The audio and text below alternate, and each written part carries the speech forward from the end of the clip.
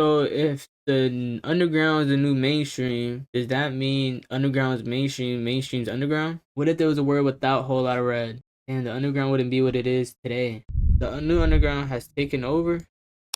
What's good, YouTube? It's Sam Can't Miss here. Today we're going to be talking about how the new underground has officially taken over and the old generation of artists are starting to fade out. It's been brewing on my mind lately. I'm sure it's been on some of your minds. Maybe not. But regardless of not, we're going to talk about it. I'm going to break it down.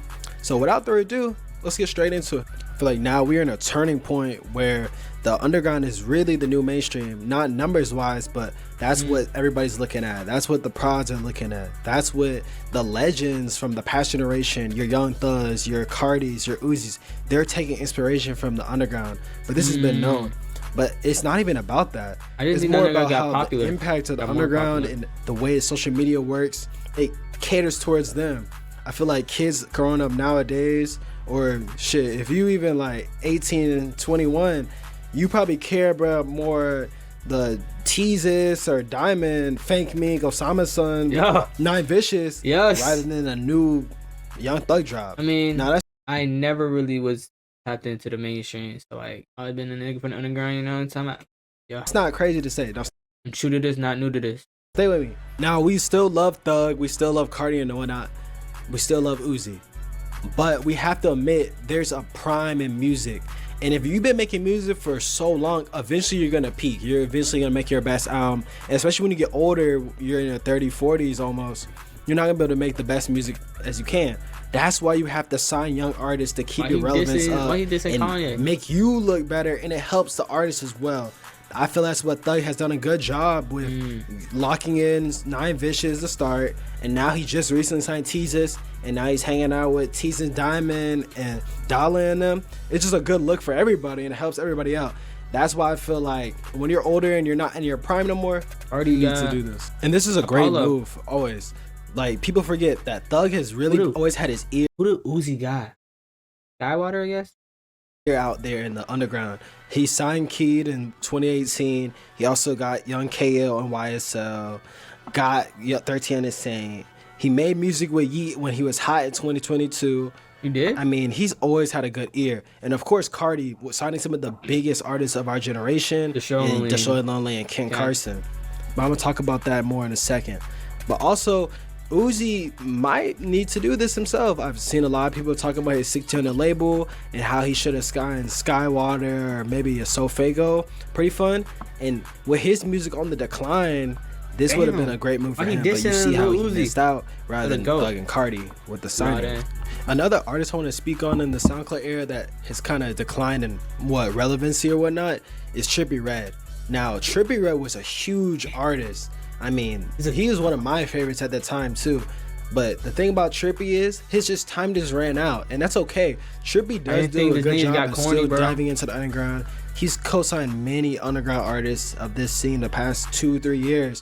He understands that you need to be listening to new artists to improve your work, because music is constantly evolving. With so many new artists that are super talented and refreshing and have great new sounds, it's easy to forget about the past stars. Like, I just seen Ty Dolla $ign drop his Tycoon.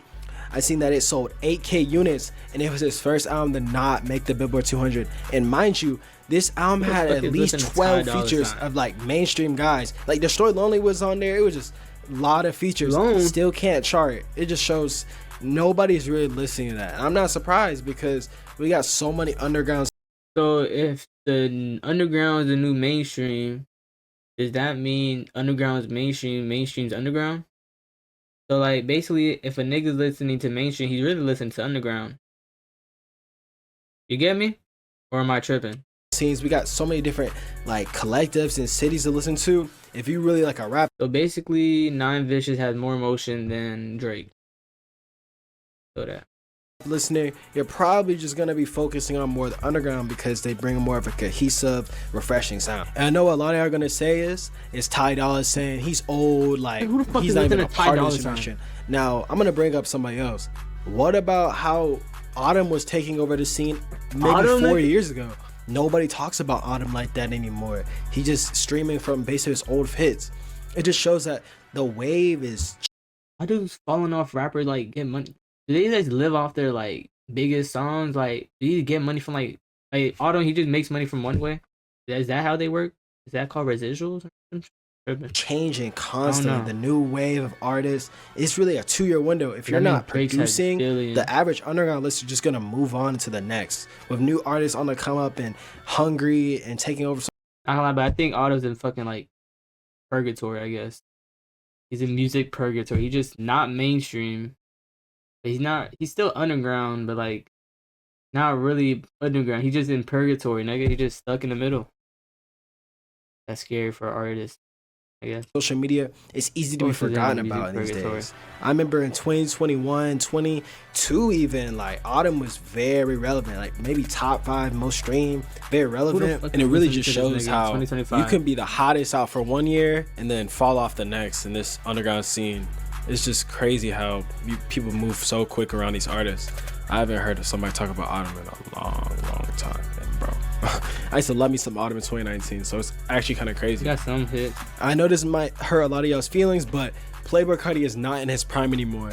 Numbers wise, he is in the highest numbers he's ever been. He's in the mainstream light, but what he's doing right now is he really is passing the torch to the guys in Opium, like Ken Carson, Destroy Lonely. Oh yes. Even Apollo Red, man. They're trying to build them up so they can carry on the legacy of the Opium. It's not really about him anymore. It's more about the legacy he built for them. And that's why you also see him co-signing a lot of young artists like Fake Mink, Peasy, BK the Ruler, because y'all still listen to I Am Music. Not gonna lie, not my rotation. Probably like only like 2 or 3 years. Like I don't even know. I still bump in I Am Music. He's getting 30, y'all. Like he's not much time for him to be able to make albums on albums. There's not gonna be another Whole Lotta Red. You feel me? It's already kind of. What if there was a world without Whole Lotta Red and the underground wouldn't be what it is today? This album changed music forever. You the GOAT, Carti. You the GOAT. It's set in stone what he did, what he did for the culture. Also, guys like Rocky. That's why guys like Rocky don't really want to drop albums no more. They already peaked. So there's really no point in them making albums. It's just better for them to just work on things externally outside of dropping music and worrying about their cultural relevance outside of music. In conclusion, artists like Playboi Carti, Thug, Uzi, Trippie Redd, they're out of their primes. They had their primes years ago. They had their time, but now we're moving to a new wave. The shift of consciousness is more focused towards underground artists, like I've already mentioned, your Fake Minks, your Osama Sons, your Nine Vicious, your Teases, your Dear Vicious, your Southside Silhouettes, your Skate Stars. We're going to start to see them enter their prime and start to see the highest numbers for them. Isn't that just how music works? Wow, we still appreciate, and artists will still pay homage to the Cartis, the Thugs, everybody back from that era. So it all works out. And there's nothing wrong with them not being in their prime anymore. It's just how music goes. And their impact will always be there and the influence will always be there. Let me know in the comments what y'all think about what I said today. Also, go ahead and put in the comments some artists from this new generation that y'all think gonna be the Carti and Uzi or Thugs. You know what I'm talking about, that star level. Diamond, Nine Vicious, and Osama Son.